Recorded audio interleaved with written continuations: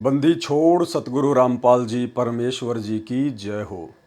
सत्साई भाई और बहनों, दया परमपिता परमेश्वर सारी सृष्टि के रचनहार कुल मालिक सतगुरु रामपाल जी भगवान की, जिनके विशेष आशीर्वाद से, जिनकी विशेष दया दृष्टि से, कृपा दृष्टि से आप और हम सभी साध संगति से जुड़े हुए सत्सेवक भाई बहन, उन्हीं के कर कमलों द्वारा सरलार्थ की गई यथार्थ भक्ति बोध के ऊपर वीडियो बनाकर भक्ति मार्ग के गूढ़ रहस्यों को समझ रहे हैं और अपनी सुरती, अपनी निरति, अपनी श्रद्धा और अपने विश्वास को अपने गुरुदेव भगवान के चरण कमल में दृढ़ बना रहे हैं। भाई और बहनों, इस कलयुग की पिछली पीढ़ी में ये साध संगति का मिलना गुरुदेव भगवान की विशेष वीवीआईपी रजा के बिना संभव नहीं होता है। सतगुरु की शरण में लाखों करोड़ों आत्मा आएंगी, पूरा विश्व आएगा, लेकिन साध संगति केवल उन्हीं आत्माओं को नसीब होगी जिन आत्माओं को परमेश्वर जी ने सतलोक के लिए ट्रेंड करना होगा, तैयार करना होगा। तो जैसे वर्तमान में हमारे गुरुदेव भगवान का इस काल लोक में जबरदस्त विरोध चल रहा है, जिस प्रकार इस काल लोक में कुछ एक आत्माओं को छोड़कर ज्यादातर आत्माओं को परमेश्वर रामपाल जी का नाम सुनना भी पसंद नहीं है, ठीक इसी प्रकार जितनी आत्माएं वर्तमान में परमेश्वर रामपाल जी की शरण में आ चुकी हैं, उनमें से ज्यादातर आत्माओं को साध संगति का नाम सुनना भी पसंद नहीं है, कारण उनके कमजोर भक्ति संस्कार। लेकिन आप और हमारे ऊपर गुरुदेव भगवान ने दया करने में किसी भी प्रकार की कोई भी कसर नहीं छोड़ी है और अब आप और हमारी जिम्मेदारी बनती है कि हम भी गुरुदेव भगवान की इस रजा का भरपूर फायदा उठाएं।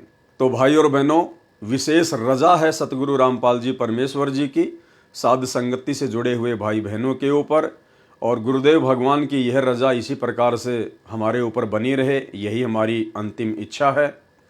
तो अब हम आगे बढ़ेंगे असुर निकंदन रमेणी के सरलार्थ के ऊपर, और आज का जो वीडियो है ये असुर निकंदन रमेणी के सरलार्थ का लास्ट वीडियो है। आज परमेश्वर जी के आशीर्वाद से असुर निकंदन रमेणी का भी सरलार्थ कंप्लीट हो जाएगा। उसके बाद कल रात्रि 9 बजे हम संध्या आरती के सरलार्थ के ऊपर आगे बढ़ेंगे। तो आज के वीडियो में आगे बढ़े उससे पहले गुरुदेव भगवान से आशीर्वाद प्राप्त करेंगे। परमेश्वर हम सबको सद्बुद्धि बख्शे ताकि उन्हीं के कर कमलों द्वारा सरलार्थ किए गए इस गूढ़ ज्ञान को, इस भक्ति बोध के ज्ञान को हम आसानी से समझ सकें। बंदी छोड़ सतगुरु रामपाल जी परमेश्वर जी की जय हो।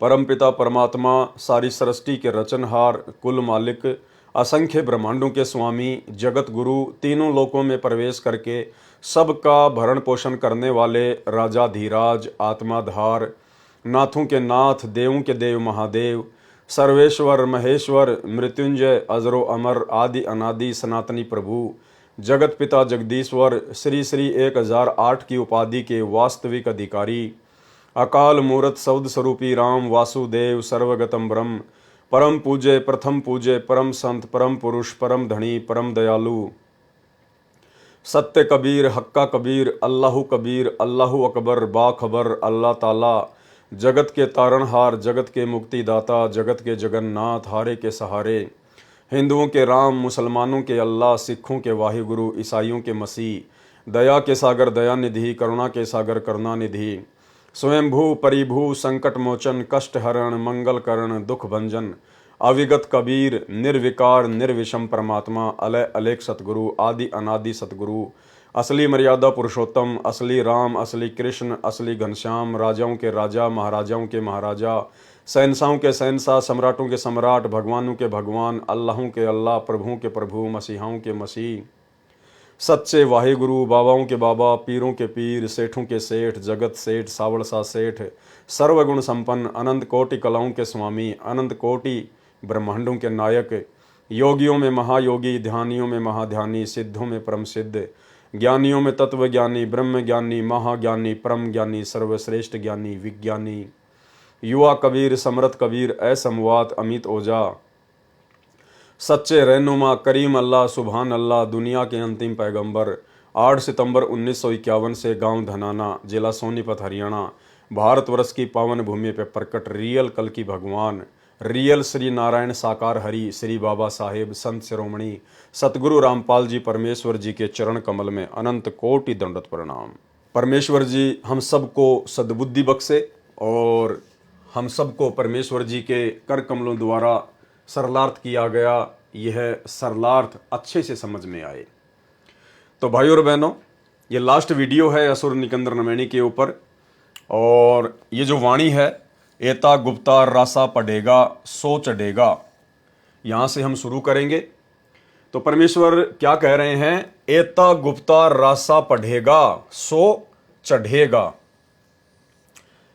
इतना गहरा उलझा हुआ ये जो ज्ञान है, जो इस ज्ञान को पढ़ेगा समझेगा, गुरुदेव कहते हैं सो चढ़ेगा, यानी वही अध्यात्म की ऊंचाइयों को छुएगा, वही भक्ति मार्ग को सही प्रकार से समझ पाएगा, और वही आत्मा पतिव्रता पद पर चलकर अपने गुरु को ही परमात्मा मानकर भक्ति मार्ग में सफलता प्राप्त कर पाएगी। एता गुप्ता रासा पढ़ेगा। तो कौन सा वो उलझा हुआ ज्ञान, कौन सी वो अनसुलझी हुई बातें जो आज से पहले पहेलियां बनी हुई थी, आज से पहले आप और हमने जितना भी सरलार्थ गुरुदेव भगवान के आशीर्वाद से नित्य नियम का और असुर निकंदन रमैनी का पढ़ा है, समझा है, गुरुदेव भगवान कहते हैं जो इसको समझ जाएगा कि आप लोगों को मनुष्य जन्म क्यों मिला है, आप लोगों का मुख्य मकसद क्या है, आपके गुरुदेव भगवान कौन है, आपने अपने गुरुदेव भगवान के चरणों में किस प्रकार से लगन लगानी है, आपने कितनी अटूट श्रद्धा अपने गुरुदेव के प्रति दिखानी है, यही तो सारी बातें गुरुदेव भगवान ने हमारे को नित्य नियम के सरलार्थ में बताई हैं, समझाई हैं। और असुर निकंदन रमैनी के अंतर्गत गुरुदेव भगवान ने हमें इन तमाम 21 ब्रह्मांड की वैश्विक शक्तियों की समर्थता के विषय में बता दिया, और कह रहे हैं कि इतना सब कुछ जान लेने के बाद एता गुप्ता रासा पढ़ेगा। इतना सब कुछ ये गहरा उलझा हुआ ज्ञान जो गुरुदेव के द्वारा सुलझा दिया गया है, जिसको पढ़ने के बाद यदि कोई आत्मा सही प्रकार से भक्ति मार्ग पर चलेगी तो चढ़ेगा, सो चढ़ेगा, यानी वही अध्यात्म में आगे चढ़ेगा, अध्यात्म की ऊंचाइयों को छुएगा। एता गुप्ता रासा पढ़ेगा सो चढ़ेगा। इस वाणी का सरलार्थ परमेश्वर जी ने आगे किया है।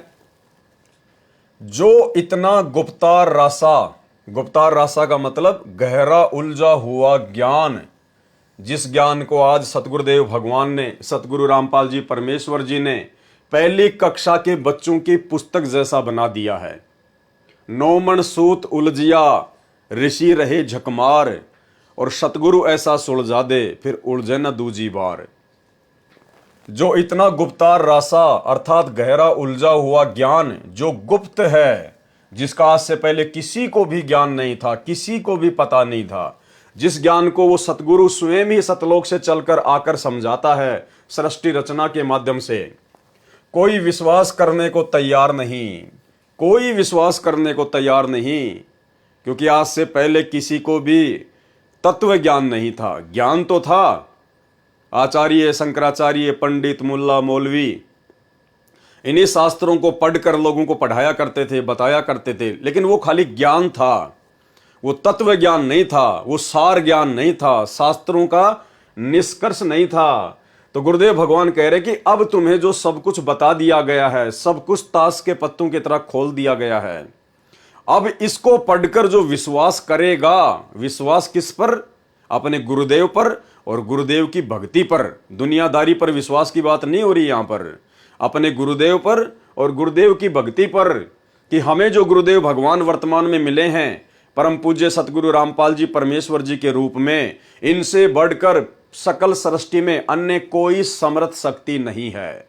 और जो ज्ञान सतगुरुदेव भगवान ने हमें दे दिया है, उससे बढ़कर अन्य कोई ज्ञान पूरी सृष्टि में नहीं है, अन्य कोई भी मोक्ष का ज्ञान नहीं है। तो कहते हैं इस पर जो विश्वास कर लेगा वो आगे बढ़ेगा।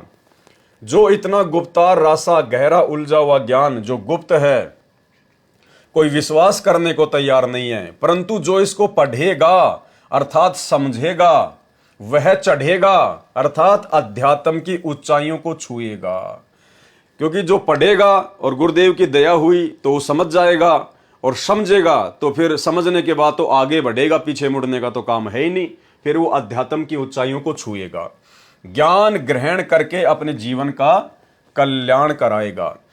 और भाई और बहनों, सतगुरु रामपाल जी परमेश्वर जी के इस अथाह समुद्र से भी गहरे गूढ़ तत्व ज्ञान को समझने की जो दया वर्तमान में साध संगत वाले भाई बहनों पर हुई है, उसके लिए गुरुदेव भगवान का जितना धन्यवाद किया जाए उतना कम है। आप ये ना समझना कि इस ज्ञान को इसी प्रकार जैसे गुरुदेव के आशीर्वाद से आप और हम साध संगति से जुड़े हुए भाई बहन समझ रहे हैं, अन्य हमारे गुरु भाई बहन जो अभी भी सतलोक आश्रमों से जुड़े हुए हैं वो भी समझ रहे होंगे। नहीं, कुछ एक आत्माएं होंगी जिन पर गुरुदेव भगवान की रजा हो सकती है। अन्यथा भाई और बहनों, ये ज्ञान जो आप और हमारी बुद्धि में परमात्मा ने डाल दिया, ये ज्ञान उन आत्माओं के आसपास भी नहीं है। वो केवल फॉर्मलिटी के भगत हैं, केवल नाम के भगत हैं। गुरुदेव का नाम लेकर आप उनसे चाहे कुछ भी भक्ति विरुद्ध कर्म करवा लो, वो तैयार रहते हैं, सोच विचार नहीं करते बिल्कुल भी। एक पीला पर्चा निकाल कर उसमें जय बंदी छोड़ की सतगुरुदेव जी का आदेश, ये 4 लाइन लिखकर आप नीचे चाहे कांग्रेस का सपोर्ट करवा लो, चाहे बीजेपी का सपोर्ट करवा लो, कुछ भी करवा लो, नो ऑब्जेक्शन। तो ये दया केवल आप और हमारे ऊपर हुई है। और दास आपको एक उदाहरण देकर समझाना चाहेगा कि क्यों ये ज्ञान सतलोक आश्रम मैनेजमेंट हरियाणा वालों को समझ में नहीं आ रहा। हाल ही ये कावड़ यात्रा का दौर जारी है, जो कि एक शास्त्र विरुद्ध साधना है। भगवान शंकर की जीवनी में या श्री शंकर पुराण में या अन्य जितने भी भगवान शंकर की जीवनी से संबंधित जो पुस्तकें हैं, उनमें किसी में भी कावड़ यात्रा का कोई जिक्र नहीं है। इस प्रकार की भक्ति साधना का कोई उल्लेख नहीं है। तो उसके लिए सतलोक आश्रम मैनेजमेंट हरियाणा से जुड़े हुए भाई बहन और सतलोक आश्रम मैनेजमेंट हरियाणा के जो प्रतिनिधि हैं, वो पोस्टर वगैरह बना कर डालते हैं सोशल मीडिया पर, वीडियो बना कर डालते हैं कि ये शास्त्र विरुद्ध साधना है और ये कावड़ वगैरह लाने से कोई फायदा नहीं है किसी भी प्रकार का, किसी भी शास्त्र में इसका कोई उल्लेख नहीं है। तो उनकी इस प्रकार की ये बचकाना बातें सुनकर, उनकी पोस्ट वगैरह देखकर मुझे बड़ा आश्चर्य हुआ, क्योंकि उन लोगों के मुख से इस प्रकार की शिक्षा अच्छी नहीं लगती। क्यों नहीं लगती? क्योंकि ये लोग तो खुद आन उपासना में दुनिया का सहयोग करते हैं, सतलोक आश्रम मैनेजमेंट हरियाणा वाले। और जो व्यक्ति खुद आन उपासना में आन उपासकों का सहयोग करता हो, जो व्यक्ति आन उपासना को बढ़ावा देता हो, उसके मुख से इस प्रकार की बातें शोभा नहीं देती है। आपको पता होगा, आज से 4-5 महीने पहले उत्तर प्रदेश के अयोध्या में श्री राम मंदिर के पास में इन्होंने श्री राम पुजारियों के लिए, विष्णु पुजारियों के लिए, उन आन उपासकों के लिए काफी दिन तक भंडारे की व्यवस्था की थी। यानी इनका कहना था कि भाई श्री राम पुजारियों, श्री रामचंद्र जी को मत छोड़ देना, विष्णु जी को मत छोड़ देना, ये बहुत अच्छी साधना है, तुम अयोध्या में आते रहो और हम तुम्हारे लिए हर प्रकार की व्यवस्था करते रहेंगे, तुम खाने पीने की बिल्कुल भी टेंशन मत लेना, लेकिन श्री रामचंद्र जी की भक्ति मत छोड़ना। इन्होंने कोई भी संदेश सतगुरु रामपाल जी परमेश्वर जी का जब तक इनका भंडारा चला, इन्होंने किसी को नहीं दिया। एक भी पुस्तक इन्होंने वहां पर संत रामपाल जी की किसी भी आन उपासकों को नहीं दी, क्योंकि इनको अच्छे से पता था कि यदि हम यहां श्री रामचंद्र जी के खिलाफ बोलेंगे, जो सतगुरु रामपाल जी परमेश्वर जी ने अपने सत्संगों में सच्चाई बताई है, यदि हम वो सच्चाई यहां बताएंगे तो हमारी खोपड़ी के बाल भी नहीं मिलेंगे। इन्होंने कोई पुस्तक नहीं बांटी, ना संगत को अयोध्या में बुलाया पुस्तक सेवा के लिए, और उल्टा इन्होंने एक पीला पर्चा निकालकर संगत में आदेश जारी कर दिया कि अयोध्या भंडारे में केवल वही भगत आए जिनकी सेवा लगी है, आम संगत अयोध्या में ना आए। अरे भाई, तुम्हें उस समय मानते हम भगत कि वास्तव में तुम्हें ज्ञान है और तुम सतगुरु रामपाल जी भगवान के दृढ़ भगत हो और तुम्हारा मकसद केवल ज्ञान प्रचार करना है। जब तुम उन श्री राम उपासकों को जो वहां पर भंडारा कर रहे थे, उनको तुम बताते, समझाते कि भाई तू क्यों इतनी दूर से चलकर फालतू में अपने पैर तोड़ के आया है, क्यों अपना समय और पैसा बर्बाद करके आया है। ये श्री रामचंद्र जी परमात्मा नहीं है, भगवान नहीं है, इनसे मोक्ष नहीं होना। ये तो ना जाने कितनी बार मर चुके हैं और मरने के बाद गधे कुत्ते सूअर बनते हैं। मैं तुम्हें उस समय मानता भगत कि वास्तव में तुम संत रामपाल जी के दृढ़ भगत हो और तुम्हारा मकसद केवल शास्त्र विरुद्ध साधना को जड़ से समाप्त करने का है और संत रामपाल जी के मिशन में कंधे से कंधा मिलाकर उनका सहयोग करने का है। लेकिन इस प्रकार की ज्ञान आधारित बातें तो तुम्हारे मुख से एक भी नहीं निकली। तो जब ये कावड़ यात्रा शुरू हुई, ये लोग कावड़ यात्रा को जो है शास्त्र विरुद्ध साधना बताने लगे, तो मुझे बड़ा आश्चर्य हुआ कि मुझे तो उम्मीद थी कि ये लोग हो सकता है रोड पर भंडारा लगाएंगे उनके लिए। जिस प्रकार इन्होंने श्री राम जन्मभूमि अयोध्या में आने वाले आन उपासकों के लिए भंडारा लगाया था, तो मुझे तो उम्मीद थी कि ये लोग भंडारा लगाएंगे हरिद्वार में श्री शंकर जी के भक्तों के लिए। लेकिन पता नहीं इन लोगों की क्या मजबूरी रही जिसके चलते ये लोग भंडारा नहीं लगा पाए।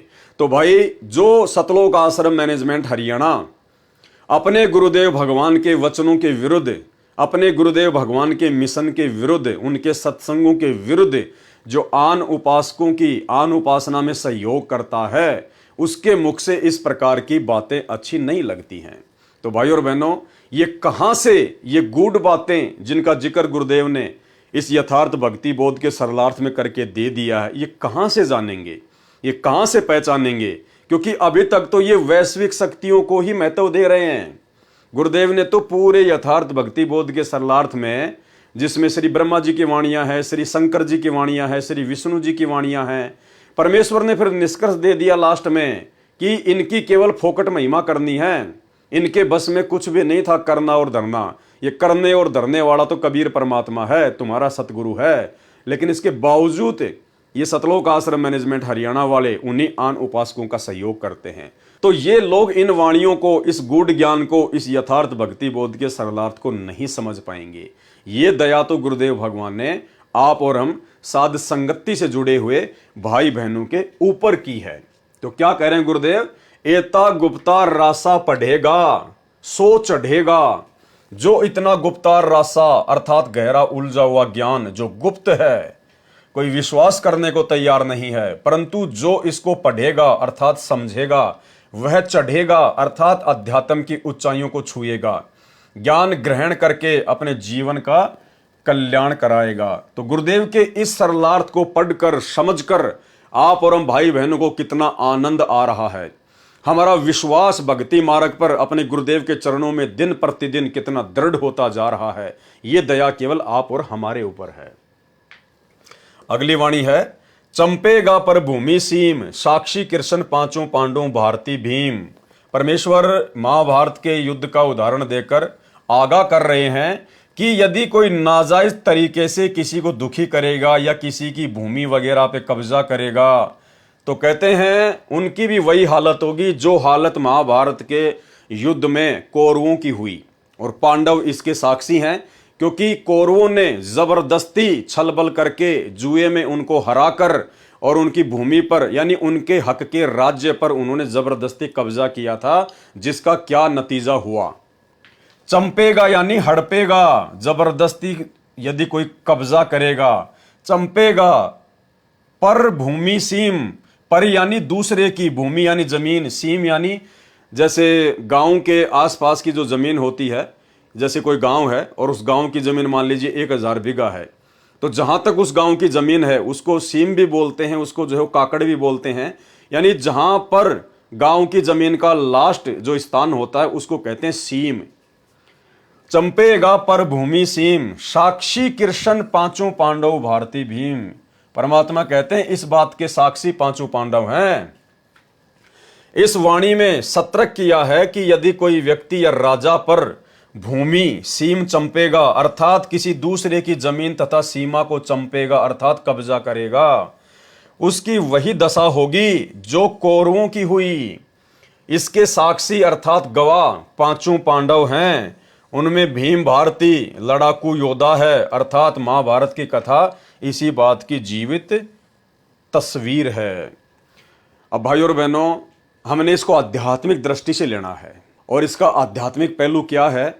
जैसे आप और हम सत्सेवक भाई बहन अपने गुरुदेव भगवान की महिमा करते हैं, अपने गुरुदेव भगवान की महिमा को जन जन को सुनाने के लिए, भगत भाई बहनों को बीच में बैठाकर विशेष ज्ञान चर्चा करने के लिए, गुरुदेव के सत्संगों के ऊपर विशेष चर्चा करने के लिए आप और हम भाई बहन साध संगतियां किया करते हैं।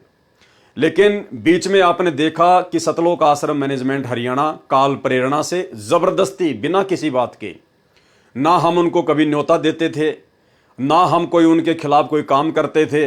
हम केवल अपने गुरु जी की महिमा करते थे। लेकिन इन लोगों को बिल्कुल भी रास नहीं आता था और काल प्रेरणा से इन्होंने हमारी हर साध संगति में लगभग हर साध संगति में व्यवधान डालने का प्रयास किया। कभी ये खुद आ जाते लेके लठ, तो कभी ये पुलिस प्रशासन को बीच में डाल देते। हर बार इन्होंने हमारा विरोध किया, यानी इन्होंने जबरदस्ती हमारे को परेशान करने का कुप्रयास किया। तो परमेश्वर कहते हैं जो अगर जबरदस्ती किसी के साथ में करेगा तो उसके साथ में आने वाले समय में ऐसा ही बनेगा। अगली वाणी है, द्रौपदी के खप्पर में मेदनी समायसी, 64 योगनी मंगल गायसी। द्रौपदी के खप्पर में मेदनी समायसी, यानी महाभारत के युद्ध की मुख्य जो सूत्रधार थी, जिसके कारण ये महाभारत के युद्ध का जन्म हुआ, वो है द्रौपदी। और द्रौपदी को गुरुदेव भगवान ने ये दुर्गा का अंश बताया, दुर्गा का अवतार बताया। तो कहते हैं उस द्रौपदी का खप्पर भरने के लिए मेदनी समाइसी, यानी 18 करोड़ सेना उसके खप्पर में डाल दी गई, काट काट के, मार मार के। और 64 योगनी मंगल गायसी, और उसके बाद 64 योगनियां, ये कोई देवियां होती हैं, ये फिर मंगल गान गाने लगी खुश हो के। महाभारत की घटना को फिर संक्षेप में बताया है कि जो राजा या प्रजाजन किसी की जमीन राज पर कब्जा करेगा, जैसे द्रौपदी ने खप्पर ले रखा था, केस खोल दिए थे, अपने 5 पतियों से कह दिया था कि जिस दिन दुशासन का वध किया जाएगा तब ये केस बांधूंगी, तब मैं अपने बाल बांधूंगी, अपनी चोटी बांधूंगी। उसकी जिद के कारण उसका खप्पर भरने के लिए मेदनी अर्थात सेना मारी गई और सब सर्वनाश हो लिया था। उस समय 64 जोगनियों ने मंगल राग गाए थे, खुशी मनाई थी। इसी प्रकार यदि कोई गलती करेगा तो और द्रौपदी बनकर ऐसा नाश कराएगी, फिर 64 जोगनी मंगल गान गाएगी। यानी हम भक्तों को भी अपने सामाजिक जीवन में परमात्मा विशेष तौर पर आगाह कर रहे हैं कि जैसे भक्तों का भाई बंटवारा होता है, जमीन का बंटवारा होता है, संपत्ति का बंटवारा होता है, तो भक्तों ने अपने हक के अलावा दूसरे का 1% भी हक नहीं मारना है। जितना हमारे भाग्य में है, जितना हमारे हिस्से में है, केवल उतना ही हमने स्वीकार करना है। और भगत को तो यदि कोई नीचे भी दबाना चाहे, नीचे भी झुकाना चाहे, यदि 19-20 भी भगत के साथ में करना चाहे, तो भगत ने लड़ाई झगड़ा नहीं करना चाहिए, राग द्वेष नहीं करना चाहिए। परमात्मा का प्रसाद मानकर जितना भाग्य में है उतना स्वीकार कर लेना चाहिए। क्योंकि ये जमीन, ये जायदाद, ये संपत्ति हमारा पेट नहीं भरेगी, हमारा साथ नहीं देगी। कल को जब अकाल पड़ जाएगा उस समय ये जमीन आपको खाने को नहीं देगी। वो पैसा, वो घर में रखा हुआ कैश, वो सोना चांदी आपके पेट की भूख नहीं मिटाएगी। आपके सतगुरु के आशीर्वाद से और आपकी भक्ति से आपका कल्याण होगा। आपके हर कार्य को परमात्मा सफल बनाएंगे। तो भक्तों ने हर स्थिति में संयम दिखाना चाहिए। वाणी, वज्रबाण का ताला राक्षस सिर ठोकसी। परमात्मा कहते हैं वज्रबाण का ताला, वज्रबाण यानी तत्व ज्ञान रूपी अस्त्र शस्त्र, और राक्षस सिर ठोकसी, राक्षस यहां पर अभिप्राय है अज्ञान। यानी जो भगत होगा, सतगुरु का शिष्य होगा, वो व्यर्थ के लड़ाई झगड़ों में नहीं पड़ता। वो किसी भी चीज का समाधान वो कैसे निकालेगा? अपने सतगुरुदेव भगवान के द्वारा दिया गया जो तत्व ज्ञान है वो भगत का वज्रबाण है, वो भगत के अस्त्र और शस्त्र हैं, जिनका प्रयोग करते हुए राक्षस सिर ठोकसी, यानी अज्ञान के ऊपर जो है प्रहार किया जाएगा, यानी ज्ञान आधार से निर्णय लिया जाएगा। वज्रबाण का ताला राक्षस सिर ठोकसी, और दक्खन के दल उत्तर को झोंकसी। और जब हम सतगुरु की भक्ति करेंगे तो सतगुरु क्या करेगा? ज्ञान देकर हमारे मजबूत संस्कार बनाएगा। यानी हमारे जो दबे हुए जो संस्कार हैं परमात्मा उनको ऊपर उठाएगा। दक्खन के दल का मतलब होता है नीचे दबे हुए हमारे संस्कार। उत्तर को झोंकसी यानी परमात्मा ऊपर को उठाएगा। यहां पर दक्खन और उत्तर का मतलब ये दिशाओं से नहीं है।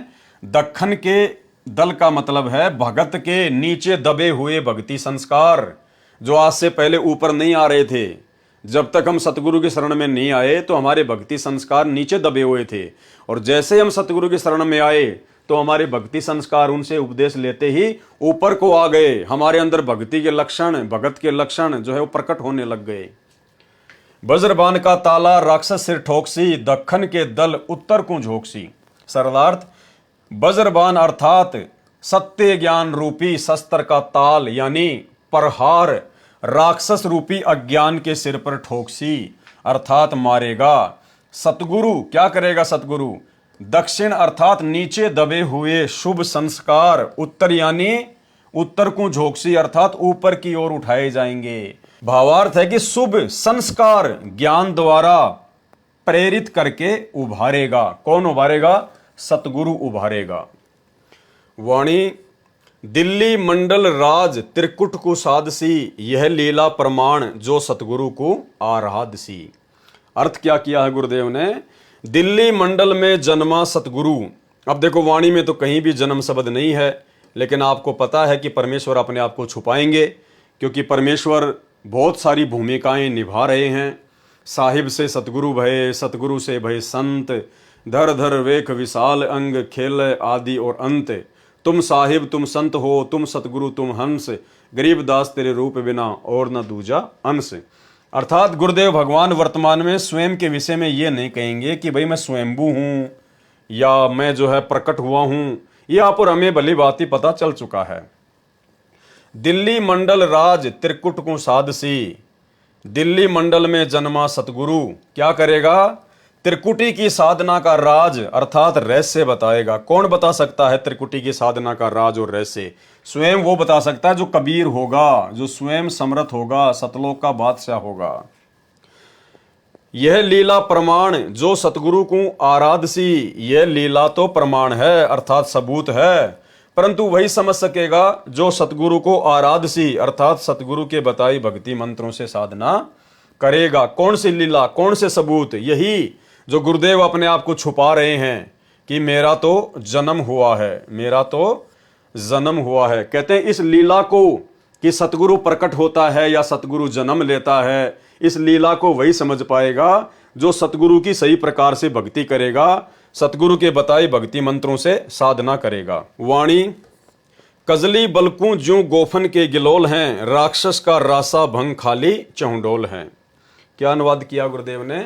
सरलार्थ, यह वाणी उपमालंकार है।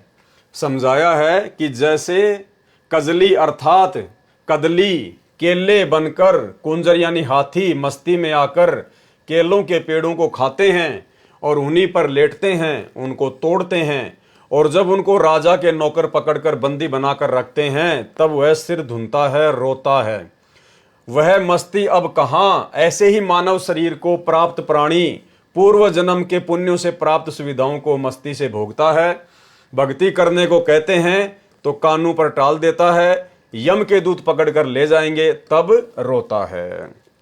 यानी परमात्मा ने ये उदाहरण दिया है, कजली बलकू ज्यों गोफन के गिलोल हैं।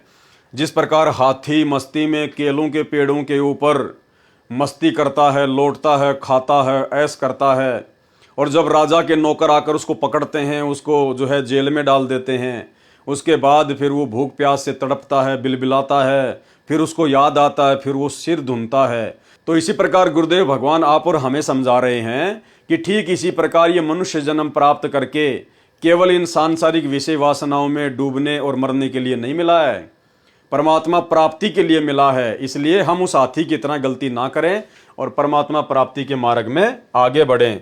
राक्षस का रासा भंग खाली चौंडोल हैं। और दूसरा उदाहरण क्या दिया गुरुदेव ने? गोफन कहते हैं एक पतली रस्सी से बनाई गई चिड़िया आदि पक्षियों को बाजरे ज्वार की फसल को खाने से बचाने के लिए काम में लाई जाती है। उसके अंदर मिट्टी का बनाया लड्डू जैसा गोला रखा जाता है और उसकी लंबी रस्सी के दोनों सिरों को पकड़कर घुमाकर एक सिरा छोड़ दिया जाता है। उस समय उससे आवाज भी होती है तथा गोला भी दूर तक जाकर गिरता है, पक्षी फसल से उड़ जाता है। भावार्थ है कि आपका मानव जीवन रूपी फसल को विषय विकार खा रहे हैं, आपकी गोफन नाम रूपी गोले बिना खाली हैं, आपका जीवन नष्ट हो रहा है। दूसरा उदाहरण गिलोल का दिया है, उसका भी यही मकसद होता है। यानी परमेश्वर जी हमें समझाना चाहते हैं श्वासों की कीमत, इस मानव जन्म की कीमत। और एक सत्संग में गुरुदेव भगवान ने हमें छोटी सी कथा के माध्यम से एक बात बताई, श्वासों की कीमत को समझाया कि कहीं ऐसा ना हो कि बाद में फिर हमारे को पछताना पड़े। एक समय एक किसान था, वो खेत में इसी प्रकार से अपनी बाजरे की रखवाली के लिए, अपनी फसल की रखवाली के लिए जाता था, और पास में ही एक जो है वो नदी बहा करती थी, उसमें पानी था, और वहाँ से वो कुछ जो है पत्थर उठा के ले आया, गोल गोल गोल गोल। उसने देखा कि बहुत अच्छे पत्थर हैं, और इन पत्थरों से मैं जो है वो गिलोल में डाल के और मैं ये चिड़ियाँ वगैरह जो है मेरी फसल से दूर भगाऊंगा मैं। तो उसने वही किया। वो छोटे छोटे वो पत्थर थे, गोल गोल बड़े अच्छे, उसको पता नहीं था ये क्या है। वो वहाँ से उठा के 150 ले आया और अपने खेत में आ गया। अब वहाँ से उसको डाल के वो गिलोल में और ऐसे मारने लगा, जहाँ भी कोई चिड़िया बैठे, कोई कबूतर बैठे, तो उनको मारने के लिए, उनको उड़ाने के लिए वो फिर वो पत्थर उठाए गोल गोल और उसमें वो गिलोल में लगाए और ऐसे जोर से छोड़ दे। दूसरी तरफ वो नदी बह रही थी जहाँ से वो लाए था उठा के पत्थर। अब जैसे ही वो मारे, वो पत्थर सीधा उस नदी में जाके गिरे और वो बह जाए। तो ऐसे करते करते लगभग उसने सारे पत्थर जो है उसने नदी में फेंक दिए। मुश्किल से 2-4 ही जो गोल गोल पत्थर थे वो उसके पास में रखे हुए थे। बहुत ही वो गरीब था बेचारा। और उसकी जो पत्नी थी दोपहर में उसका खाना ले आई, साथ में उसका छोटा बच्चा था, वो आ गया। किसान खाना खाने लग गया, बच्चा जो है वो खेलते खेलते खेलते खेलते पत्थर हाथ में ले लिए। और जब उसकी माँ वापस जाने लगी तो उस बच्चे ने एक पत्थर जो है वो अपनी जेब में डाल लिया, पत्थर समझकर।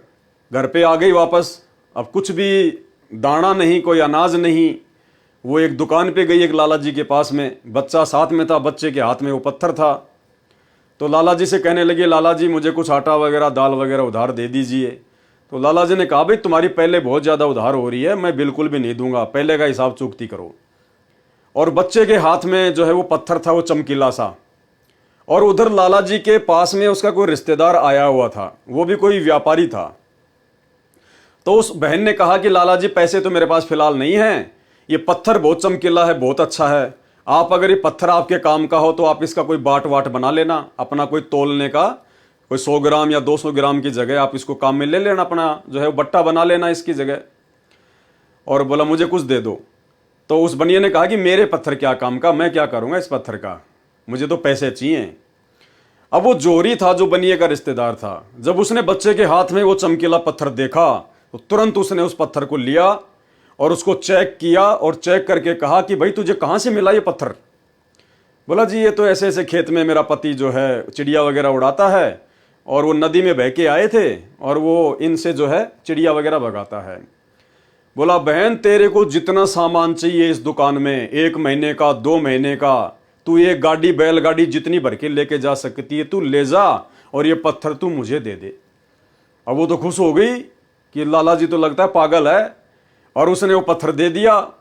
और वो तो भर के सामान महीने भरकर अपने घर पे ले आई। और बाद में जोहरी ने उस लाला जी को बताया कि भाई ये सामान्य पत्थर नहीं है, ये तो लाल है, लाल है, इसकी तो 9 करोड़ की कीमत है, 9 करोड़ की कीमत है।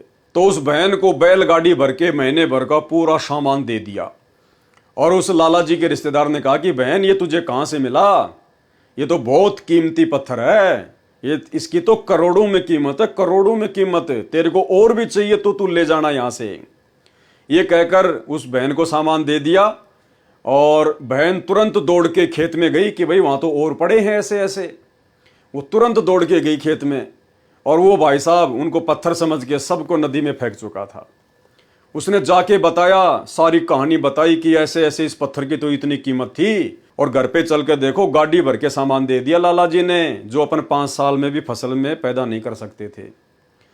उसके बाद में वो सिर धुन के रोने लगा, क्योंकि उसने सारे पत्थर अज्ञानता में, नादानी में, नासमझी में उसने वो नदी में फेंक दिए।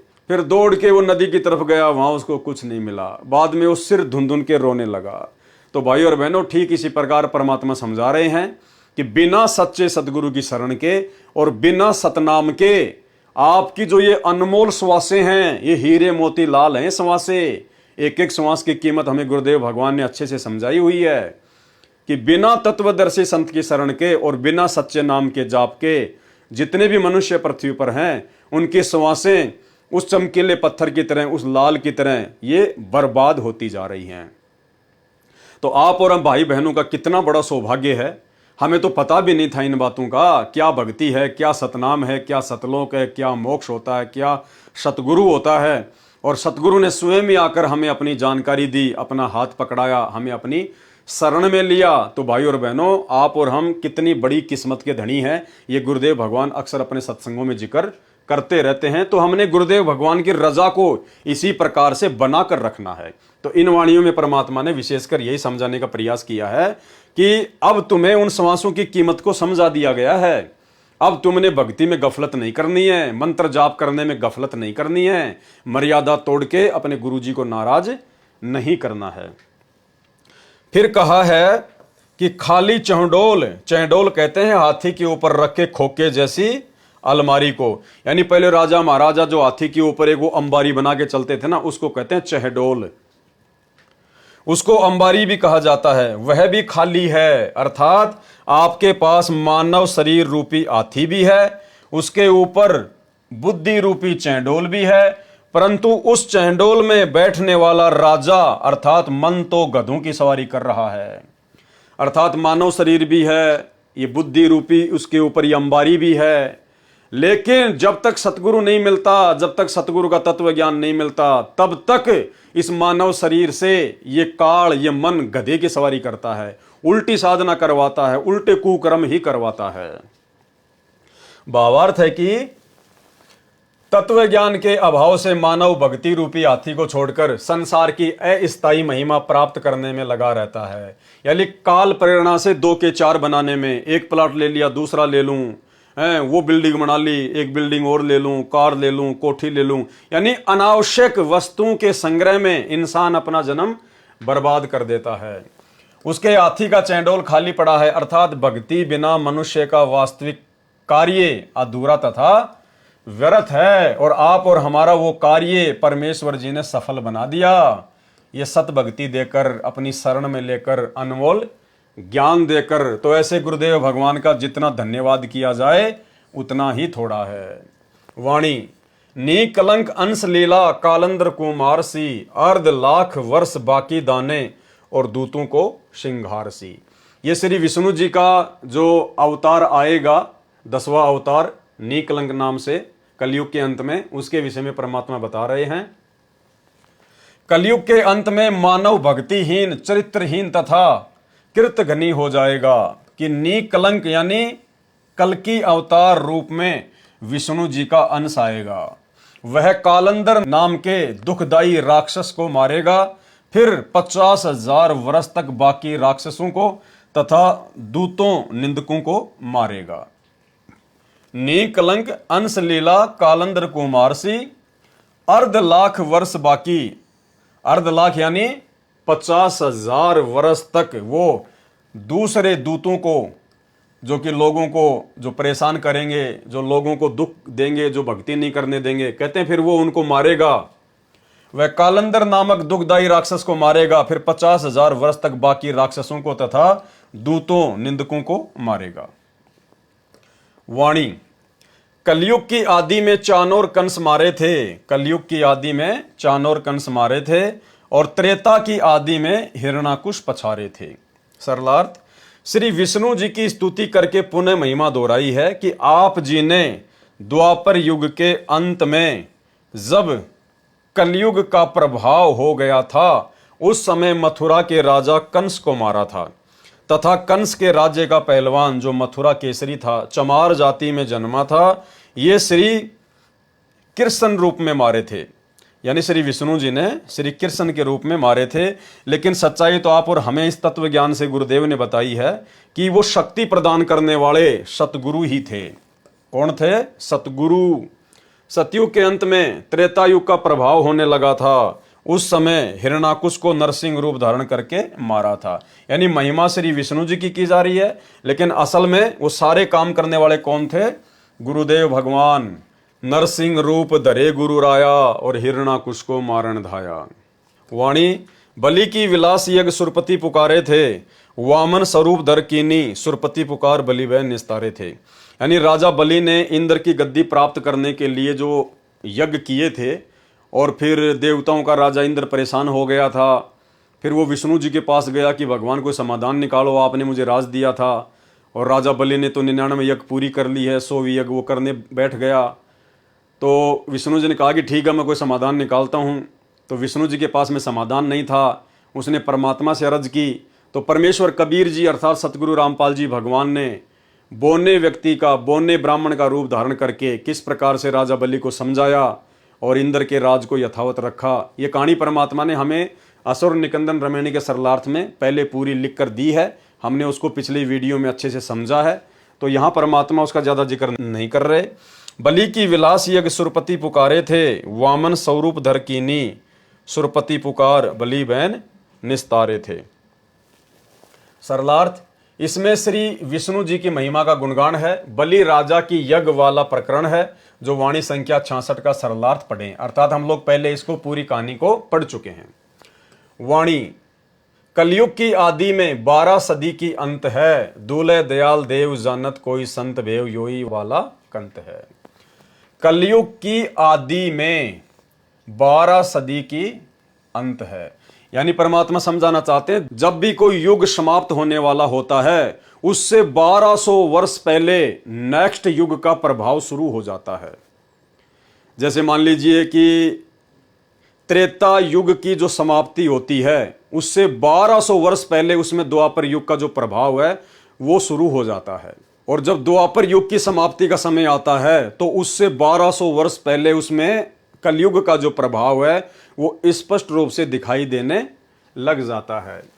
कलयुग की आदि में 12 सदी की अंत है, यानी जब कलयुग की शुरुआत होनी थी, उससे पहले द्वापर युग में 1200 वर्ष पहले ही इस कलयुग का जो प्रभाव है वो दिखाई देने लग गया था। यानी ये हर युग में होता है। परमात्मा ने बताया जब भी किसी नए युग का प्रारंभ होना होता है, उससे 1200 वर्ष पहले उस नेक्स्ट युग का जो प्रभाव है वो दिखाई देने लग जाता है। दूल्हे दयाल देव जानत कोई संत भेव यूं ही बाला कंत है। लेकिन वो परमात्मा, वो दयालु, वो सबका स्वामी, वो परमेश्वर जिसने सबको बनाया, जिसने सबको रचा, वो हमेशा एक जैसा रहता है, उसकी स्थिति में कोई बदलाव नहीं होता है। सरलार्थ, जैसा कि वाणी संख्या 120 में बताया है कि प्रत्येक युग के अंत में, प्रत्येक युग के अंत में अगले युग का जो प्रभाव है वो गिरने लगता है। प्रत्येक युग के अंत में, जैसे द्वापर युग का अंत, तो द्वापर युग के अंत से 1200 वर्ष पहले उसमें जो है कलयुग का जो प्रभाव है वो दिखाई देने लगेगा। त्रेता युग का अंत, तो जैसे त्रेता युग का अंत होने वाला होगा तो 1200 साल पहले ही उसमें द्वापर युग का जो प्रभाव वो दिखाई देने लग जाएगा। सतयुग का जैसे अंत होने वाला होगा तो 1200 वर्ष पहले उसमें त्रेता युग का जो प्रभाव है वो दिखाई देने लग जाएगा। प्रत्येक युग के अंत में अगले युग का प्रभाव गिरने लगता है। द्वापर युग में लगभग 1200 साल पहले कलयुग का प्रभाव हो गया था और उसी के प्रभाव में कंस ने अत्याचार किए। महाभारत जैसा अनर्थ अत्याचार हुआ, कभी पांडव जंगल में, कभी अज्ञातवास में, फिर महाभारत का युद्ध किया, फिर हिमालय में गलकर मरे। इसलिए कहा है कि द्वापर में 12 यानी 12 से कलयुग जैसा वातावरण रहा है। 1200 वर्ष पहले ही कलयुग जैसा वातावरण जो है द्वापर युग में शुरू हो गया था, जो द्वापर का अंत तथा कलयुग की आदि यानी शुरुआत कहा गया है। परंतु दूल्हे दयाल देव अर्थात सर्व आत्माओं को दूल्हा अर्थात पति परमेश्वर दयालु परमात्मा यो ही वाला कंत है, अर्थात यह वाला, यह जिसकी महिमा संत गरीबदास जी वास्तव में करना चाहते हैं। तो संत गरीबदास जी अपने सतगुरु की महिमा करना चाहते हैं। तो गरीबदास जी कहना चाह रहे हैं कि जो सतगुरु मुझे मिला था, जो कंत, जो स्वामी, वो सदैव एक समान रहता है। उसकी शक्ति में, उसकी स्थिति में कोई परिवर्तन नहीं आता है। यो ही वाला कंत यानी स्वामी परमात्मा, अर्थात ये वाला मतलब जिसकी महिमा संत गरीबदास जी वास्तव में करना चाहते हैं। यानी फोकट महिमा तो इन देवताओं की चल रही है रमणी के माध्यम से, लेकिन वास्तव में सब कुछ करने धरने वाला कौन है? गरीबदास जी का सतगुरु, अर्थात वही सतगुरु आज हमें मिला है। तो सतगुरु रामपाल जी परमेश्वर जी ही वास्तव में वो कंत है, वो स्वामी है, वो समर्थ परमात्मा है जो इन सब के कार्यों को सफल बनाता है।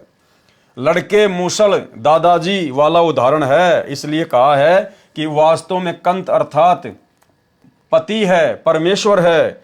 इस भेव अर्थात रहस्य को कोई तत्वदर्शी संत ही जानता है। तो ये रहस्य आज गुरुदेव भगवान ने हम सभी भाई बहनों को बता दिया है, अपने तत्व ज्ञान से परिचित कर दिया है। वाणी, दिल्ली के तकत छत्र फेर भी फिराइसी, खेलत गुप्तार सैन भंजन स फोकट फैन, मैयल राजबाला पुरुष सतगुरु दिखलाई सी।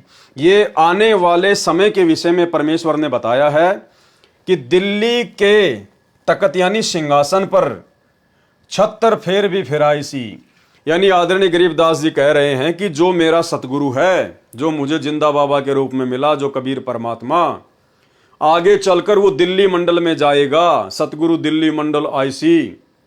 और उस समय जब उनका वो समय आएगा जो निर्धारित समय उन्होंने रखा हुआ है, कहते हैं उस समय वो दिल्ली के सिंहासन पर, दिल्ली की गद्दी पर वो बैठेगा और उसके सिर पर जैसे पहले राजा महाराजाओं के तरह वो छत्र फिरा करते थे, ऊपर चांदनी रहा करती थी, पीछे सेवक रहा करते थे। जैसे हम लोग देखा करते थे राजा महाराजाओं के पीछे हवा करते रहते थे, ऊपर एक गोल गोल गोल गोल सा वो छत्र होता था, सिर पर मुकुट होता था।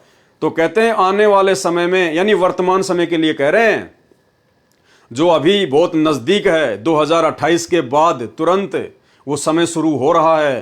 कहते हैं उस समय वो सतगुरु, कौन सतगुरु? सतगुरु रामपाल जी परमेश्वर जी, जिनके हाथ में पूरे विश्व की बागडोर होगी। भारत सभी देशों का अग्रणी होगा, सभी देशों का मुखिया होगा, भारत देश जगत गुरु बनेगा, विश्व गुरु बनेगा सतगुरु रामपाल जी परमेश्वर जी के सानिध्य में। तो कहते हैं उस समय वो सतगुरु दिल्ली के सिंहासन पर बैठेगा और पुराने राजा महाराजाओं की तरह उनके शीश पर मुकुट होगा, छत्र फिरेगा। दिल्ली के तकत छत्र फेर भी फिराइसी, खेलत गुप्तार सैन भंजन स फोकट फैन। कह रहे हैं ये बातें सारी आपको संकेत में समझाई जा रही हैं, यानी समझने वाले समझ गए कि वो सतगुरु कौन है और क्या होगा। मैयल राजबाला पुरुष सतगुरु दिखलाई सी। मैयल राजबाला का मतलब है जो व्यक्ति, जो भगत राजकाज करने में जो परफेक्ट होगा, जो निपुण होगा, पुरुष सतगुरु दिखलाई सी, उसको वो सतगुरु दिल्ली का राजा बनाएगा। वो सतगुरु डिसाइड करेगा कि कौन व्यक्ति दिल्ली का राजा बनने के योग्य है। जो राजकाज में निपुण होगा उसको सतगुरु दिखाएगा, उसका जो तिलक है वो सतगुरु करेगा कि भैया ये बनेगा दिल्ली का राजा, ये करेगा दिल्ली का राज। सतगुरु यहां पर राज करने नहीं आता है। सतगुरु कौन? कबीर परमात्मा।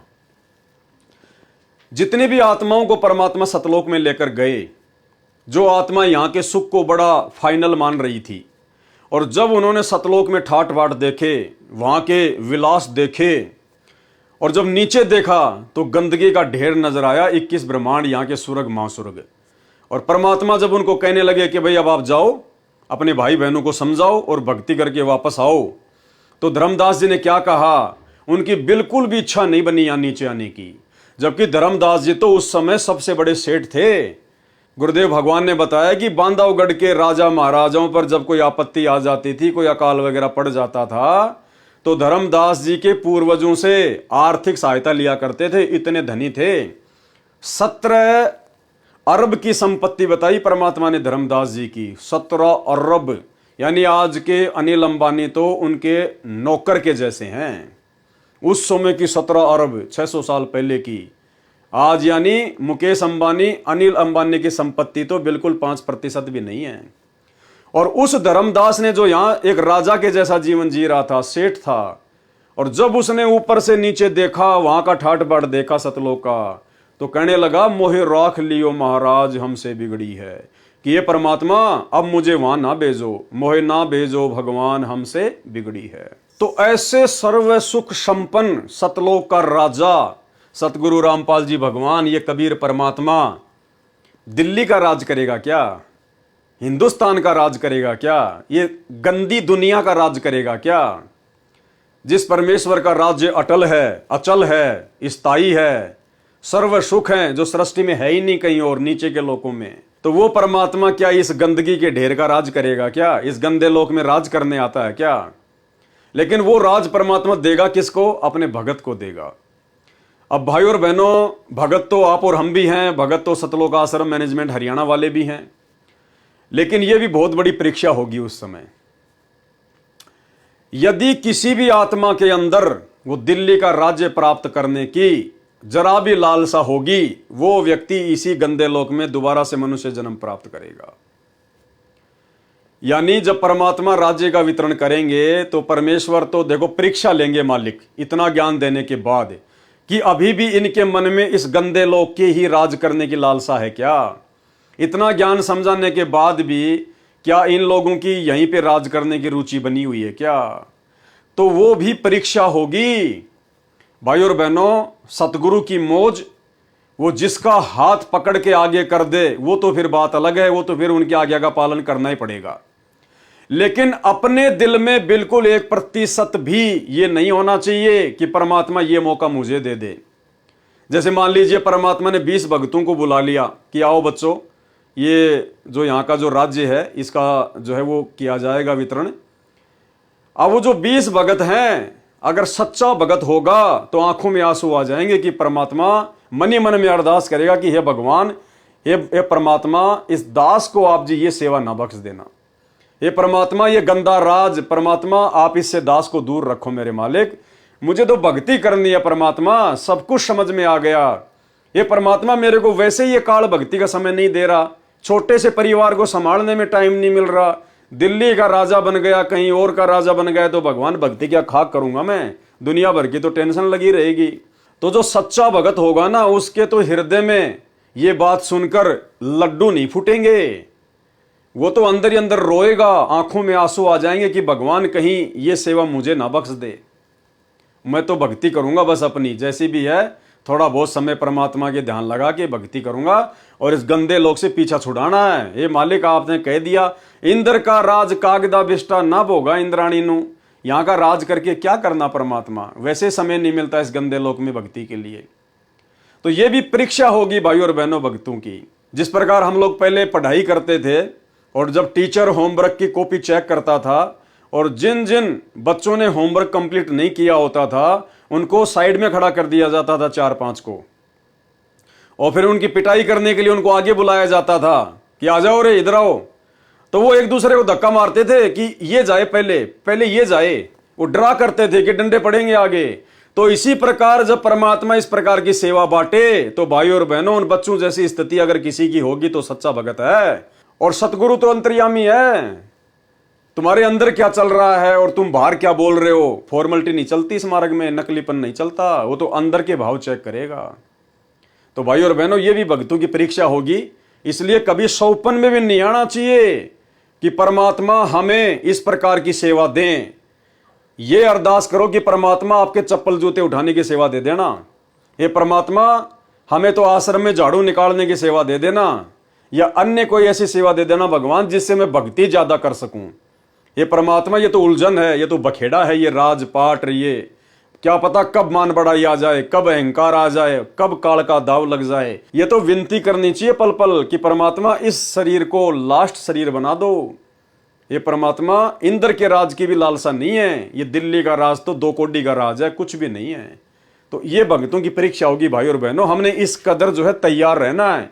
खुशी नहीं मनाने की गुरुजी ने मेरे को वहां का शासन दे दिया, गुरुजी ने मेरे को इतनी बड़ी सेवा दे दी, कुछ नहीं लेना देना नहीं है। सबसे बड़ी सेवा है जो गुरुजी ने भक्ति दे दी, इससे बढ़कर गुरुजी की और कोई सेवा नहीं है। तो क्या कहा परमात्मा ने, दिल्ली के तकत छत्र फेर भी फिराइसी और खेलत गुप्तार सैन भंजन सब फोकट फैन। कहते हैं ये संकेत में सब कुछ बता दिया, और उस समय जब वो समय आएगा तो कहते हैं भंजन सब फोकट फैन। तो कहते हैं जिन जिन लोगों की फोकट की महिमा बनी हुई है ना वर्तमान में, ये संकेत परमात्मा का वर्तमान के राजनेताओं की ओर है। जैसे लोगों ने अपनी नासमझी के चलते ये मान रखा है कि नरेंद्र मोदी भारत को जगत गुरु बनाएगा, भारत को विश्व गुरु बनाएगा, नरेंद्र मोदी ये करेगा वो करेगा। तो परमात्मा कहते हैं जो फोकट की महिमा जो बनी होगी ना उस समय फालतू के लोगों की, वो सब फैल हो जाएगी, दूध का दूध पानी का पानी हो जाएगा कि कौन क्या करेगा। भंजन सब फोकट फैन, मैल राजबाला, यानी कौन होगा राजा बनने के लायक। पुरुष सतगुरु दिखलाए सी, उस व्यक्ति को तो सतगुरु बताएगा, सतगुरु दिखाएगा कि कौन राजा बनेगा। सरलार्थ, भारतवर्ष की राजधानी दिल्ली के तख्त अर्थात गद्दी सिंहासन पर बैठेगा, उसके सिर पर पुराने राजा महाराजाओं की तरह छत्र फिरेगा। किसके सिर पर? सतगुरु रामपाल जी परमेश्वर जी के शीश पर। यानी मुखिया तो परमात्मा ही होंगे, लेकिन परमात्मा फिर अपना प्रतिनिधि नियुक्त कर देगा, अर्थात छत्र से शोभा की जाएगी। मैयल यानी माहिर अर्थात राजकाज में निपुण कुशल, राजबाला अर्थात राजा बनने वाले व्यक्ति को, पुरुष को सतगुरु दिखाएगा कि कौन राज्य करने के योग्य है, कौन राजा बनने के योग्य है। कौन दिखाएगा? ये सतगुरु डिसाइड करेगा। कोई इलेक्शन नहीं होंगे, कोई चुनाव नहीं होंगे, कोई पार्टीबाजी नहीं होगी। अभी वर्तमान में बांग्लादेश में क्या हो रहा है आप सबको पता है ना। वहां की प्रधानमंत्री बांग्लादेश छोड़ के भारत आ गई, दर दर की ठोकर खा रही है। मात्र उसको 45 मिनट का टारगेट दिया गया वहां की आर्मी के द्वारा कि 45 मिनट है आपके पास में, देश छोड़ के जाना चाहती हो या फिर इन लोगों के हाथों में मरना चाहती हो। अब देखो भाई और बहनों, ये है इस काल का षड्यंत्र। अब वो प्रधानमंत्री एक देश की कोई छोटी शक्ति नहीं होती है, सेना जिसके अधीन, पुलिस प्रशासन जिसके अधीन है, पूरी जनता की राजा प्रधानमंत्री। और भाई और बहनों, जैसे उसके पुण्य समाप्त हुए, देख लो क्या हाल हो गया। दर दर की ठोकर खाती फिर रही है, देश छोड़ के भागना पड़ गया। यह है इन देवी देवताओं के द्वारा दिया गया राज, यह है इन देवी देवताओं की भक्ति का प्रतिफल। ना जाने उसने कितने मस्जिद बनवाई होंगी, कितने उसने मंदिर बनवाए होंगे, कितने उसने भंडारे कराए होंगे, कितने उसने दान पुण्य भी किए होंगे। क्या एक भी काम आया उसके? और राज्य छिन गया उसके हाथ से। वो सारी मौज मस्ती प्रधानमंत्री की कितनों ऐसा आराम होती हैं, कितनी इज्जत होती है। और अब यूट्यूब पर 10 वीडियो देख रहा था कि बांग्लादेश छोड़ के सीधी भारत आ गई वो, और वहां पर उसके पास में खुद के कपड़े खरीदने के पैसे भी नहीं थे उसके पास में। ये हाल है भाई और बहनों। क्या राज करेंगे यहां का? क्या राज करें यहां का? ये हाल है राजाओं का। ये तो वर्तमान में दुर्गति, और मरने के बाद में एक हरि की भक्ति बिन राजा गधा होए, और माटी लदे कुमार की घास न डाले कोई। और हमारे गुरुदेव भगवान ने, सतगुरु रामपाल जी परमेश्वर जी ने सन 1392 में तैमूर लंग को 7 पीढ़ी का राज दिया। 7 पीढ़ी का, 400 साढ़े 400 साल तक कोई हिला भी नहीं पाया, माई का लाल है। तो सतगुरु जो देता है वो अटल होता है, सदा के लिए होता है, जब तक उसकी सीमा परमात्मा निर्धारित कर देते हैं। तो भाई और बहनों, ये बांग्लादेश का जो एग्जाम्पल है, ये आप और हमारे लिए बहुत बड़ी शिक्षा है। देखो वो कितने ऐशो आराम करती थी, कितने उसके नौकर चाकर थे, कितना उसका मान सम्मान था, और 1 सेकंड में सब कुछ छिन गया। 1 सेकंड में, यानी आम व्यक्ति से भी नीचे की श्रेणी में आके खड़ी हो गई, आम व्यक्ति से भी नीचे की श्रेणी में। तो क्या ऐसे राज आप करना चाहोगे क्या, जिसका कोई भरोसा नहीं, कब हाथ से निकल जाए, कब हमारी दुर्गति हो जाए? तो भाई और बहनों, हमें तो सतगुरु ने सतलोक का राज करवाना है, अटल राज। कोई छीन नहीं सकता, कोई डर नहीं, कोई भय नहीं, वहां कोई आर्मी नहीं, वहां कोई पुलिस नहीं, कोई लफड़ा नहीं, कोई आंदोलन नहीं, जनता का कोई विद्रोह नहीं, कुछ नहीं।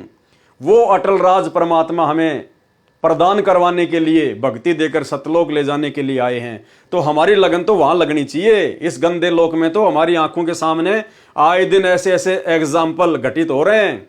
साल भर पहले अपने अफगानिस्तान में देखा, वहां का राष्ट्रपति हामिद देश छोड़ के भाग गया, ये बांग्लादेश वाली भाग गई। और आने वाले समय में यही होगा, हर देश में यही होगा, भारत में हर जगह यही होगा। ये राजनेता गद्दी छोड़ छोड़ भगेंगे, ऐसी परिस्थितियां उत्पन्न हो जाएंगी।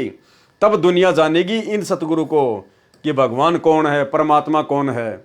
तब इस देश को बचाने के लिए इस सतगुरु के चरणों में पड़कर, विनती करके, कंधों पर बैठा कर लोग इस हार जेल से बाहर लेके आएंगे। तब दुनिया को पता चलेगा कि हाँ, परमात्मा कौन है, परमेश्वर कौन है, सर्वशक्तिमान शक्ति कौन है। जिस कल की भगवान के आए दिन वीडियो यूट्यूब पर डलते हैं, वो प्रकट हो चुका है, वो अपना कार्य कर रहा है, लेकिन जानता कोई नहीं। ये है वो कल की भगवान। कल की यानी कलयुग का भगवान। वो कल की अलग है, वो विष्णु का अवतार अलग है। कल की यानी कलयुग का भगवान, ये है वो परमात्मा। तो क्या कह रहे हैं परमात्मा? भारतवर्ष की राजधानी दिल्ली के तख्त अर्थात गद्दी सिंहासन पर बैठेगा। उसके सिर पर पुराने राजा महाराजाओं की तरह छत्र फिरेगा, अर्थात छत्र से शोभा की जाएगी। मैयल अर्थात माहिर अर्थात राजकाज में निपुण, राजबाला अर्थात राजा बनने वाले व्यक्ति को सतगुरु दिखाएगा। यह गुप्त खेल संकेत से कहा है। उस महापुरुष के प्रकट होने के पश्चात, उस सतगुरु के प्रकट होने के पश्चात, कौन से सतगुरु के प्रकट होने के पश्चात? जिसके विषय में गरीबदास जी कह रहे हैं सतगुरु दिल्ली मंडल आईसी, सतगुरु रामपाल जी परमेश्वर जी के प्रकट होने के पश्चात सब फोकट अर्थात व्यर्थ फैन अर्थात महिमा किसी अन्य की बताई है, वह भंजन यानी समाप्त हो जाएगी। यह आपके मोदी मादी अमित शाह वगैरह ये राजनीतिक पार्टी वाले नेता, इन सब की महिमा खाक में मिल जाएगी, समाप्त हो जाएगी। केवल यही परमात्मा एकमात्र रहेगा। वाणी आवेगा दक्खन से दीवाना, काबुल का काल किलकिलियम गल है तुर्काना। यह भविष्यवाणी है। ये क्या है? भविष्यवाणी बताई परमात्मा ने ये। और परमात्मा की भविष्यवाणी तो भाई और बहनों कभी फैल हो ही नहीं सकती। सात वचन पलटे नहीं, चाहे पलट जाए ब्रह्मांड। तो गरीबदास जी ने भविष्यवाणी बता दी तीसरे विश्व युद्ध की शुरुआत कहां से होगी और कैसे जितने भी मुस्लिम देश हैं वो आपस में लड़ झगड़ कर कट कट कर मरेंगे आने वाले समय में। ये अटल भविष्यवाणी है। ये किसी नास्ट्रेडमस की भविष्यवाणी नहीं है, बाबा वेंगा की भविष्यवाणी नहीं है जो फैल हो जाएगी। ये सर्व सृष्टि के रचनहार गरीबदास जी महाराज जी, जो कि स्वयं कबीर परमात्मा थे, या कह लीजिए स्वयं सतगुरु रामपाल जी भगवान, जो 300 साल पहले गरीबदास जी के रूप में आए थे, ये उस पूर्ण परमेश्वर की भविष्यवाणी है, अल्लाह अकबर की भविष्यवाणी है। आवेगा दक्खन से दीवाना, काबुल का काल किलकिलियम गल है तुर्काना। यह भविष्यवाणी है। इसमें बताया है कि दक्खन अर्थात दक्षिण का दीवाना शब्द है। इसका संपर्क भारत देश के दक्षिण दिशा से नहीं है। यदि कोई अंदाजा आइडिया लगाए कि कोई भारत के दक्षिणी हिस्से गुजरात से नेता आएगा। अब देखिए भाई और बहनों, यहां पर सीधे तौर पर सतगुरु रामपाल जी परमेश्वर जी ने गुजरात शब्द लिखकर कि कोई भारत के दक्षिणी हिस्से गुजरात से नेता आएगा, क्योंकि मालिक ने 2013 में यह शरणार्थ किया, 14 में नरेंद्र मोदी भारत का पीएम बन गया था। तो परमेश्वर तो अंतर्यामी है, गुरुदेव भगवान, इनको तो सब कुछ पता था कि भाई कौन बनेगा, क्या होगा, वो कितने दिन रहेगा। तो गुरुदेव को पता था कि इस नरेंद्र मोदी की फोकट की महिमा बनेगी। लोग मतलब हिंदू राष्ट्र के नाम पर भारत को ये विश्व गुरु बनाएगा, ये करेगा, वो करेगा। तो परमात्मा ने कहा कि इसका मतलब ये मत निकाल लेना कि भारत देश के दक्षिणी हिस्से गुजरात से कोई नेता आएगा और वो नेता जो है वो काबुल में जाकर वहां पर जो है ऐसा ऐसा वो करेगा। क्या कह रहे हैं गुरुदेव?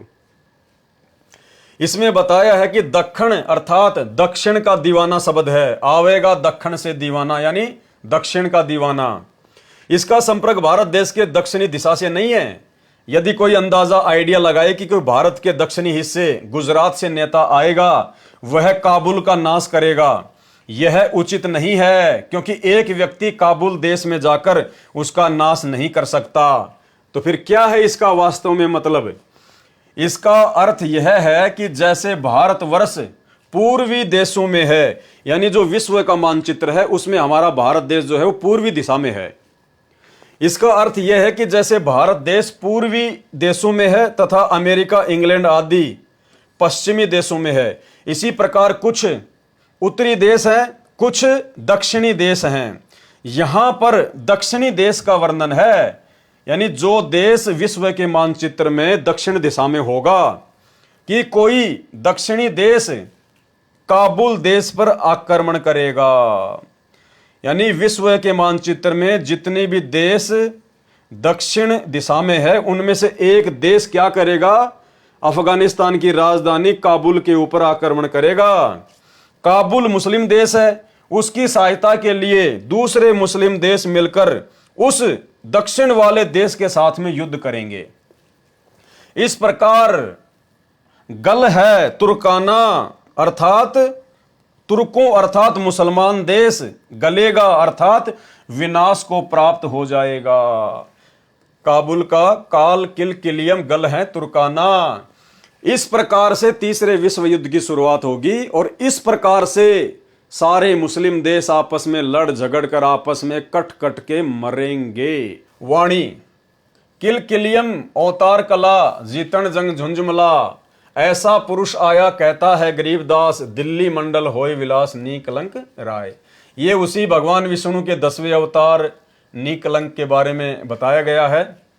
कलयुग के अंत में नी कलंक अर्थात कल्कि नाम से 10वां अवतार आएगा। किल किलियम अवतार कला यानी विष्णु का अवतार आएगा। और जीतन जंग झुंझुमला, गुस्से में आकर जंग जीतेगा, लोगों को मारेगा काटेगा। वह संबल नगरी में विष्णुदत्त शर्मा के घर जन्म लेगा, दिल्ली का राजा बनेगा तथा कृतघ्नी व्यक्तियों को मारेगा। जिन व्यक्तियों की भक्ति में रुचि नहीं होगी उनको मारेगा, अच्छे नेक व्यक्तियों को नैतिकता सिखाएगा। यह ज्ञान संत गरीबदास जी ने बताया है। अब ये लास्ट की कुछ वाणियां हैं। असुर निकंदन रमैणी का सरलार संपूर्ण हुआ। रक्षा मंत्र का सरलार्थ है।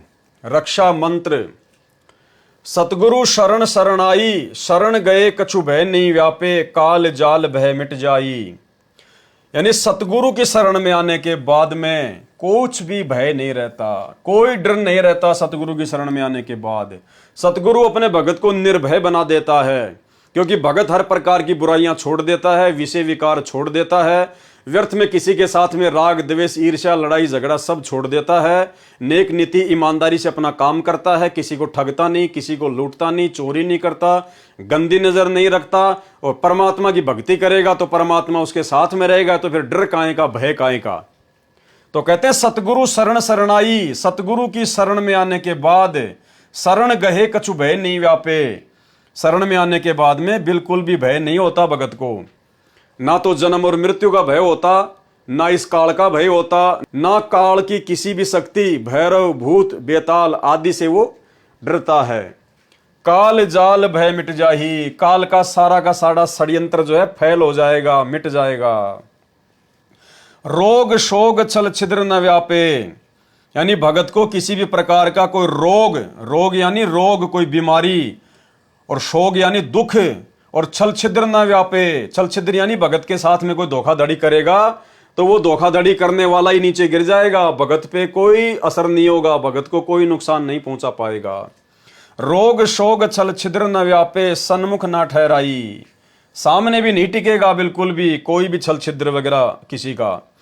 और जहर अग्नि तन निकट न आवे, और यदि भगत को कोई जहर देकर मारना चाहे, यदि आग में डालकर मारना चाहे, यानी भगत के निकट भी ये अग्नि और जहर नहीं आएंगे। परमात्मा कहते हैं कहे कबीर शरण गए मेरी, हो रक्षा जल थल की। यानी भगत को ये जहर और अग्नि बिल्कुल भी नुकसान नहीं पहुंचा सकती। जैसे मीराबाई के ऊपर जहर का असर नहीं हुआ और जो भगत था प्रहलाद उसके ऊपर आग का कोई असर नहीं हुआ। दूरी जात रंगाई, दूर भाग जाएंगे सारे। वीर बेताल बाण ना लागे, वीर बेताल यानी जो काल की जो शक्तियां हैं, वीर और बेताल भैरव भूत, कहते हैं इनका किसी भी प्रकार का कोई भी बाण भगत के ऊपर नहीं लगेगा। जम के कोट ढहाई, काल का जो किला है वो ढह जाएगा। 98 पुण्य मूठ ना लागे, गुरुदेव ने बताया 98 प्रकार के जंत्र मंत्र होते हैं, वशीकरण होते हैं, जो भक्तिहीन प्राणियों को दुखी करने के लिए उनका इस्तेमाल किया जाता है। जैसे किसी ने कोई मूठ छोड़ दी, कोई वशीकरण कर दिया, कोई जंत्र मंत्र कर दिया, कोई गाल गाल दी, तो ये 98 प्रकार के जंत्र मंत्र बताए जिससे उन लोगों को दुखी किया जाता है जो लोग सही भक्ति नहीं करते हैं। तो कहते हैं भगत के ऊपर उनका कोई असर नहीं होगा। 98 पुण्य मूठ ना लागे, उल्ट ताही दरखाई, जो इस प्रकार की गंदी हरकत भगत के साथ में करेगा, कहते हैं वापस उसी के ऊपर उनका असर हो जाएगा। बैर करे सोए दुख पावे, अगर हमारे भगत के साथ में कोई बैर करेगा, कोई राग द्वेष ईर्ष्या करेगा, तो कहते हैं वो दुखी होगा, परेशान होगा, और सुरती शब्द मिल जाई, और भगत की जो सुरती है वो नाम में, शब्द में जो है वो लग जाएगी। भगत निरंतर भक्ति करके आगे बढ़ेगा। कहे कबीर हम जम दम पे लिया, कबीर परमात्मा कह रहे हैं कि हम जम दम पे लिया। जम यानी काल, और दल यानी उसके 14 करोड़ यमदूत। कहते हमने सबको मार भगाया। पेल्या यानी मार भगाया। कहे कबीर हम जम दम पेल्या, सतगुरु लाख दुहाई। गरीबदास जी कह रहे हैं कि ये सतगुरु साक्षी है इस बात का, ये सच है। सरलार्थ, यह शब्द परमेश्वर कबीर जी का है। इसको असुर निकंदन रमैणी के साथ पढ़ते हैं। इसमें कहा है कि सतगुरु की शरण ग्रहण करने के पश्चात कुछ भी डर नहीं रहता। सतगुरु शरण शरण आई, और शरण गए कछु भय नहीं व्यापे। यहां तक कि काल के जाल तथा काल के षड्यंत्र का भी भय नहीं रहता। काल जाल भय मिट जाही, रोग शोग छल छिद्र न व्यापे, सन्मुख न ठहराई। रोग तथा शोग, दुख व कोई छल छिद्र अर्थात जंत्र मंत्र नहीं लगेगा, वह सन्मुख नहीं ठहरता। जहर अग्नि तन निकट न आवे, दूरी जात रंगाई। जहर तथा अग्नि भगत के शरीर के निकट नहीं आती, अपितु तुरंत दूर चली जाती है। यानी आप और हमारे ऊपर जब कोई ऐसी विशेष आपत्ति आनी होगी, हमारे किसी पूर्व जन्म के संस्कार की या काल के द्वारा हमारे को भक्ति से डगमग करने के लिए, तो परमात्मा कहते हैं आप तो केवल अपनी मर्यादा में रह के भक्ति करो, बाकी काम परमात्मा का है। कुछ भी आपके निकट नहीं आने देगा परमात्मा। डरने और घबराने की जरूरत नहीं है। वीर बेताल बाण ना लागे, यम के कोट ढहाई। वीर बेताल नाम के प्रेत प्रमुखों का कोई बाण अर्थात आक्रमण प्रभाव नहीं करेगा, अपितु यमराज का किला अर्थात चक्कर भी ढह जाएगा। जम के कोट ढहाई, समाप्त हो जाएगा। 98 पुण्य मूठ ना लागे, उल्ट तही दरखाई। 98 प्रकार की मूठ मंत्र अर्थात पाखंड पूजा है, जिनके द्वारा भक्तिहीन प्राणियों को मंत्र से कष्ट दिया जाता है। वे सतगुरु के भगत पर असर नहीं करते, उल्टे उसी को हानि करते हैं जो भगत के ऊपर मंत्र छोड़ता है। बैर करे सोए दुख पावे, सुरती शब्द मिल जाई। जो भगत से बैर करेगा वह दुख पावेगा। भगत की तो भक्ति और बढ़ेगी, उसकी सुरती नाम मंत्र में लीन होकर मोक्ष प्राप्त करेगा। और कहे कबीर हम जमदम पेल्या, सतगुरु लाख दुहाई। परमेश्वर कबीर जी ने कहा है कि हम ही भगत की रक्षा करते हैं, और जम दल अर्थात जम दूतों का समूह है जो 14 करोड़ का झुंड है। पेल्या अर्थात भगा दिया। सतगुरु की शरण में कोई कष्ट नहीं रहता। सतगुरु को लाख लाख दुहाई अर्थात बधाई है, जिन्होंने हमें ऐसा अनमोल ज्ञान और ऐसी भक्ति देकर हमारे जीवन को धन्य कर दिया है। तो भाइयों और बहनों, असुर निकंदन रमैणी का सरलार्थ गुरुदेव भगवान के आशीर्वाद से कंप्लीट हुआ। गुरुदेव भगवान का हम अनंत कोटि दंडवत धन्यवाद करते हैं कि परमेश्वर जी ने जो सेवा अपने तुच्छ छोटे से मंदबुद्धि दास को बख्शी, परमेश्वर ने अपने आशीर्वाद से अपने संरक्षण में उसको कंप्लीट करवाया। अब कल रात्रि 9 बजे हम संध्या आरती के सरलार्थ के ऊपर चलेंगे। तो भाइयों और बहनों, ऐसा समर्थ गुरुदेव भगवान हमें प्राप्त है, और ये तमाम असुर निकंदन रमैणी का जो सरलार्थ है, इस सरलार्थ का केवल एक ही निष्कर्ष निकलता है कि 21 ब्रह्मांड केवल गुरुदेव भगवान सतगुरु रामपाल जी ने, कबीर परमात्मा ने इस काल को राज करने के लिए दिया हुआ है। ये धर्मराय, ये काल, ये ज्योति निरंजन सतगुरु का नौकर है, उसके दरबार का चेला है, मजदूर है।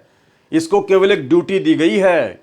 ये 21 ब्रह्मांड सतलोक की जेल है, और ये काल यहाँ का जेलर है।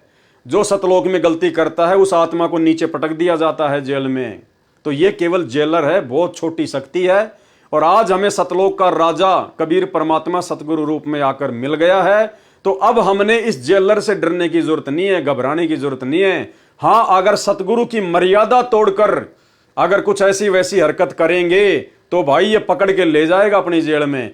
फिर सतगुरु का और इसका एग्रीमेंट है, फिर सतगुरु कोई बीच बचाव नहीं करेगा। तो भाई और बहनों, बहुत सारे भाई बहन कह रहे थे कि भाई आप लोग इतनी बड़ी बड़ी बातें करते हो, हमारे गुरुजी ऐसा कर देंगे, ऐसा कर सकते हैं, आने वाले समय में हमारे गुरुजी सब कुछ करेंगे और सारे भगवान फेल हो जाएंगे, कोई कुछ नहीं कर पाएगा। तो भाई तुम्हारे गुरुजी वर्तमान में जो देश विदेश में परिस्थितियां बिगड़ रही हैं उनको सेट क्यों नहीं कर देते, लड़ाई झगड़ों को रोक क्यों नहीं देते, रसिया और यूक्रेन के युद्ध को क्यों नहीं समाप्त कर देते, ईरान और अमेरिका के बीच में कैसे भयंकर खींचातानी हो रही है, तुम्हारे गुरुजी शांत क्यों नहीं कर देते, बांग्लादेश में ऐसा विद्रोह हो रहा है, इतने लोग मारे जा रहे हैं, आए दिन ये बड़े बड़े जो है ये ट्रेन हादसे हो रहे हैं और लोग मर रहे हैं आए दिन, तुम्हारे गुरुजी क्यों नहीं बचा देते अगर भगवान है तो।